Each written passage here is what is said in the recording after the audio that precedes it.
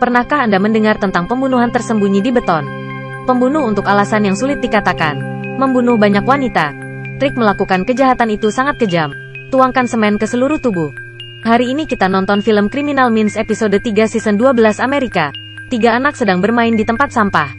Ketika anak-anak membuka satu tangki minyak, mereka langsung ketakutan. Di tangki minyak diisi dengan semen. Sebuah tangan wanita terbuka.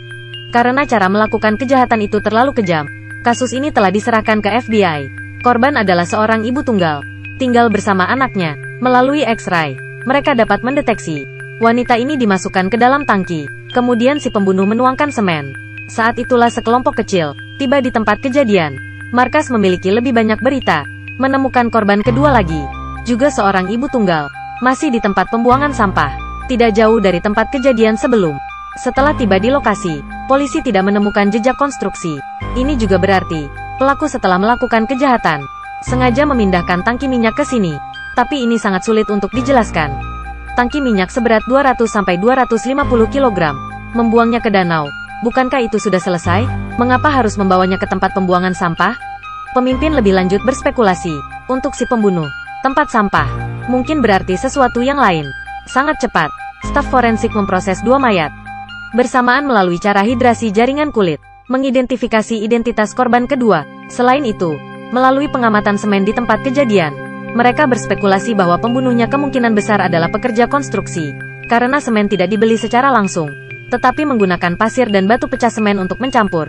Adegan berpindah ke sebuah ruangan. Seorang wanita diikat. Mayat itu kemudian ditemukan polisi. Ada 3 kasus berturut-turut. Waktu semakin pendek dan pendek. Ini memberi tekanan besar pada polisi. Untungnya, korban ditemukan dengan sangat cepat. Semen belum sepenuhnya mengeras. Setelah beberapa saat dibersihkan, polisi menemukan di rongga hidung korban terdapat bekas luka bakar kimia. Melalui langkah memeriksa lagi, mereka menyadari bahwa si pembunuh telah melakukan operasi untuk menghilangkan bahan kimia lobus dahi.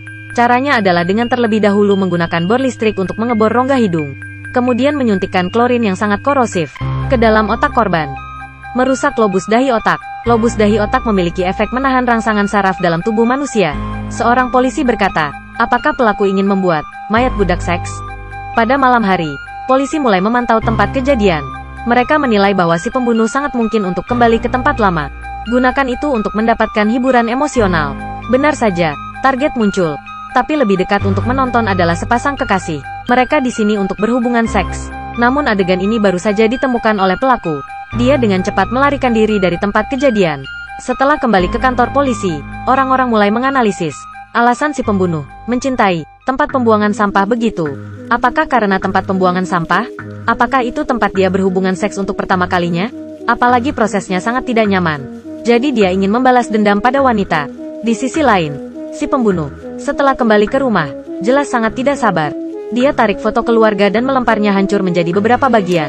Sang ibu, setelah mendengar suara di luar, memarahinya. Tapi si pembunuh memaksa ibunya. Katakan yang sebenarnya tentang adopsinya.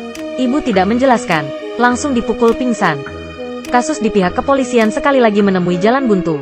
Karena forensik mengatakan, tidak ada barang bukti yang ditemukan untuk ketiga korban pelecehan seksual.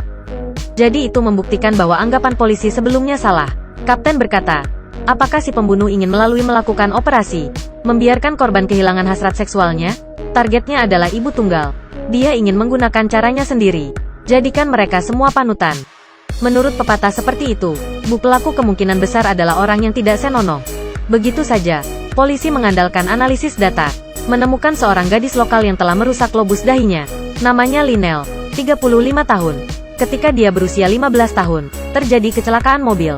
Dokter mendiagnosisnya dengan sindrom ablasi lobus dahi bilateral. Ini gejala. Penyakit apa ini? Sederhananya, itu adalah tipe yang memiliki minat besar pada seks. Tidak bisa menahan dirinya. Selain itu, dia memiliki saudara angkat, 15 tahun lebih muda darinya. Tanpa ragu, adik Linel adalah pembunuh banyak orang. Jadi mengapa dia harus melakukan itu? Adegan berubah. Pelaku berdiri berdampingan dengan ibunya. Dia bertanya kepada ibunya, haruskah saya memanggilnya ibu atau nenek? Apa ini pada akhirnya? Ternyata, setelah kecelakaan itu, tubuh Linel mengalami masalah. Karena dia tidak bisa mengendalikan pikirannya, dia berhubungan seks tanpa pandang bulu. Pada usia 16 tahun dia melahirkan seorang anak. Dan anak ini tidak lain adalah si pembunuh. Tapi untuk menutupi reputasi buruk, nenek harus berperan sebagai ibu. kata si pembunuh diadopsi olehnya. Pembunuh itu tumbuh seperti itu. Namun di usia dewasa, dia sering memergoki kakak perempuan, berhubungan seks dengan orang lain. Jadi dia memikirkan dua orang yang tidak memiliki hubungan darah. Dia berpikir dengan cara yang sama, tepat saat dia akan mendekat. Kakak mengatakan yang sebenarnya. Sebenarnya, aku ibumu. Pembunuh itu sangat gangguan mental. Dia membunuh ibunya. Juga menyalahkan semua ini pada nenek. Dia merasa seharusnya nenek mengatakan yang sebenarnya lebih awal. Dia mendorong neneknya ke dalam lubang, tutup dengan jaring besi. Kemudian mulailah menuangkan beton. Saat darurat, polisi tiba, menyelamatkan nenek. Pelaku juga ditangkap. Cerita berakhir di sini. Dapat dikatakan bahwa ini adalah tragedi nyata. Sepertinya tidak ada orang yang benar-benar jahat. Setiap orang memiliki perasaan sulit untuk dikatakan di hati mereka. Tapi ibu-ibu di awal film, mereka tidak bersalah. Mereka tidak punya alasan untuk membayar harga untuk identitas tragis si pembunuh. Jika semuanya bisa diulang, tidak melahirkan anak ini, mungkin adalah pilihan terbaik. Terima kasih kepada semua orang yang suka mengikuti dan berbagi.